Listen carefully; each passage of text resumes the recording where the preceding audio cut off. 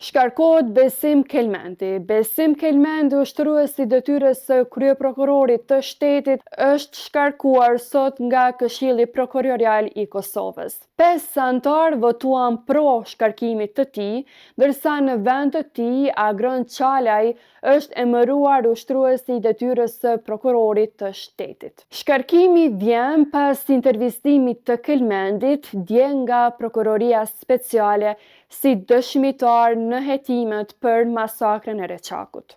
Pas shkarkimit, Kelmendi u shpreh se nga mediat u informova për shkarkimin tim, është vendim arbitrar, KPK-ja s'ka pasur quorum, do ta takoj në gjykat. Ai ishte akuzuar se para vitit 2001 ka qenë i pranishëm në fshat, pretendim që vetë Kelmendi e mohon kategorikisht. Kur në jetën time deri në vitin 2001 nuk kam qenë në Reçak.